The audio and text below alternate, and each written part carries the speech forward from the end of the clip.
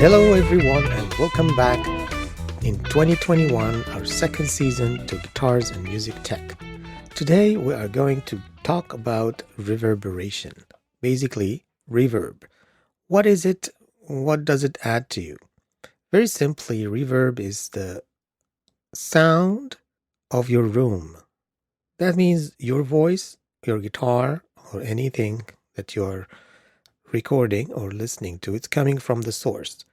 Then it bounces on the wall of your room, whether it's a small tiny room or it's a big gym or it's a big hall or it's a church.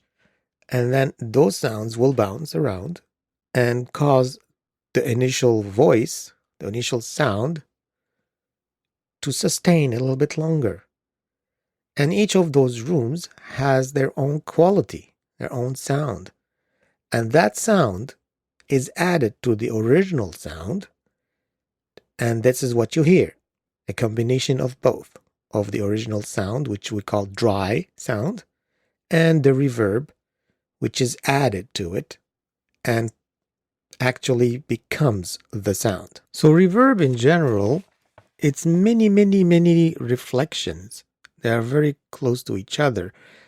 That means it's not really an echo. An echo is basically the sound that is being repeated. You can hear that when you're lucky enough to be in a very big place which has a wall and you can speak and you can hear it's a distinctive repeat of what you just said, like in between two mountains, for example. That's the most obvious one.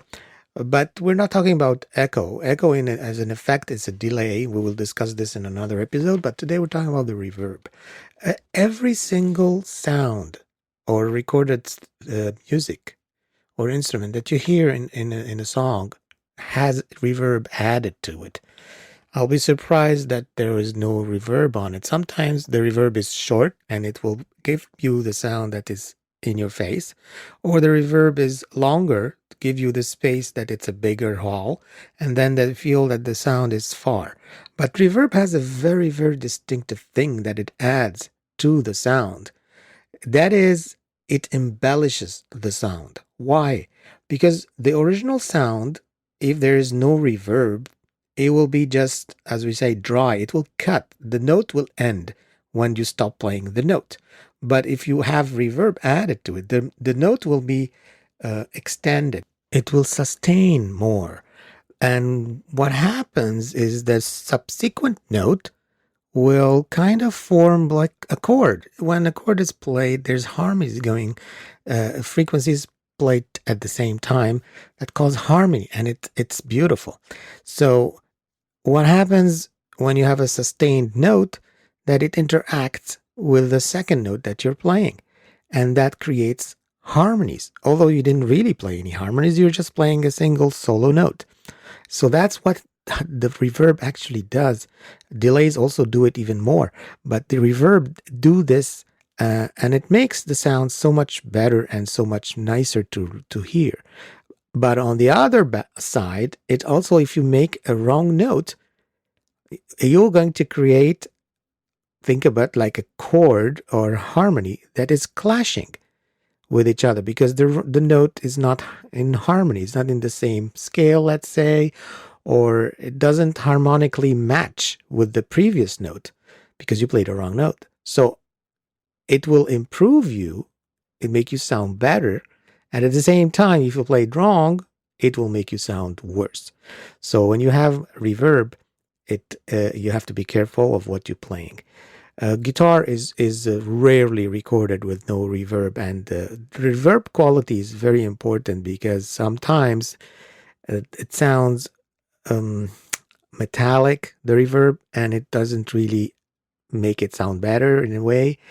So, and of course, the better the reverb, usually they are very expensive. And when you go in a real studio, some of the studios, they have their own rooms that are natural reverbs, and this is the best, of course, because it's like there is no digital processing going on. But most of the reverbs are digital and they're added to the sound. So if you're recording at home or most probably in a studio, mostly there are digital reverbs that are added. But when we record the sound from the beginning, we really have to have it as dry as possible, mostly, especially for voice. And then you can add the reverb and you can add the instruments together in the mixing. There's many types of reverb, like spring reverb, that's usually on a guitar amplifier. It's basically a spring, a long spring, maybe around 30 centimeters, and it's in a little chamber. And you have a transducer that pushes the sound to the spring, and then a receiver on the other end. It's basically like a microphone. It's basically a coil and a small magnet. And you try to send the sound through it, so it goes through the spring and it's picked up on the other side. And that's why it's very mechanical, sensitive. If you push the guitar amp or you kick it, the spring will touch the compartment and it will make a loud noise. And I remember watching Deep Purple having the keyboardist having a spring reverb on top of his keyboard and just yanking the whole keyboard and making a loud explosion sound. At that times in the 70s, that sounded amazing. But it's an effect that was used, but usually that's a spring reverb. It has a special sound. It's usually mono, and it's not a stereo reverb. And then there is the digital ones that can be a convolution, which is you basically capture the real reverb of a place, of a room, like a church or a hall or a subway, and you use this as to replicate the sound in the digital convolution reverb. Also, there are emulations. That means they are really trying to emulate some type of reverb.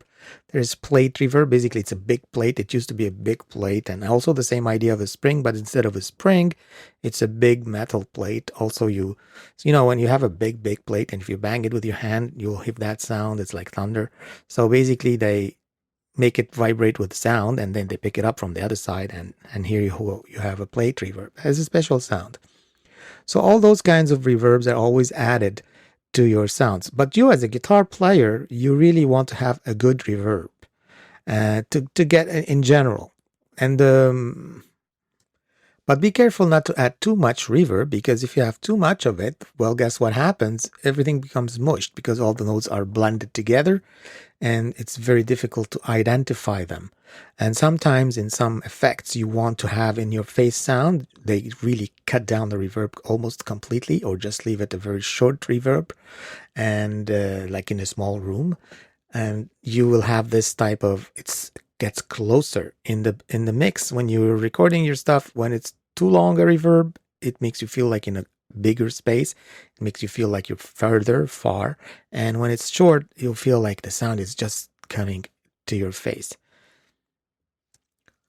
Good reverbs are very expensive, as I said. And that's one thing if you ever sang along a tape or a song that you like, you find you kind of feel like, whoa, I sound really well, good. I sound better than without singing along. Yeah, well, because guess what?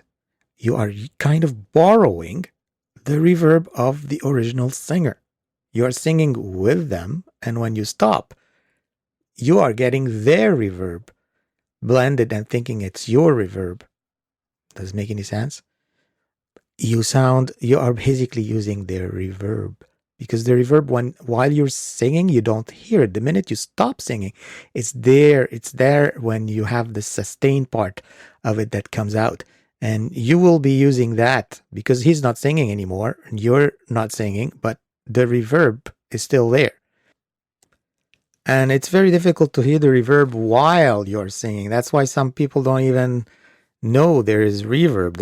It sounds normal. It sounds natural. It sounds beautiful. But If you removed it completely, it sounds dry, it sounds dead, and it's not the same thing. All the instruments have reverbs, and if you're doing your songs at home by yourself, you try to add the same type of reverb to all the instruments so that they feel like they were recorded in the same space, because then you don't feel like, oh, this is disengaged completely from that. With the exception, maybe you can lower it a little bit for the rhythm sections, which is the bass and the drums. You don't really want them to be too mushy. You want them to be tighter together. So you decrease a little bit of the general reverb you're going to add for everything, and you can increase it a little bit more for the solo instruments and the harmonies, and it's a balance. But for you to understand that it's always there, and the good reverbs are expensive, and you have to really spend some money to really achieve. Listen to recordings, and you'll see. You might not be able to hear it very much. Find the places in the song where it stops abruptly. When it stops, that's where you're going to be able to hear the reverb or the delay in that case.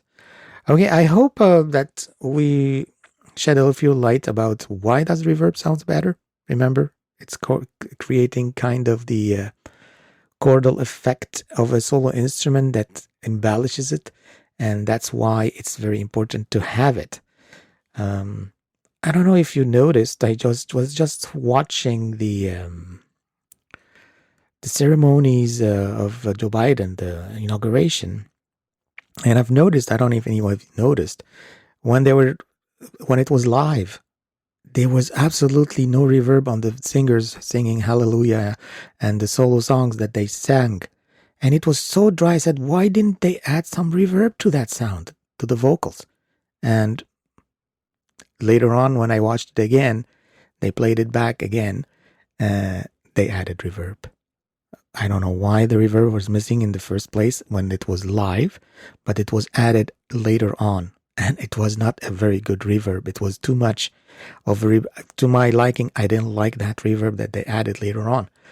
Well, just a little notice, something that just happened last week. So for you, maybe if you had it, I don't think you can. If you watch it live, then maybe you noticed it. But if not, that's one thing about reverb. All right, so I hope to see you next time in our second episode of 2021. We have many things that are coming. We'll be talking about a lot of effects and their use and what's good and bad for them, for you as a guitar player. And take care. See you next time.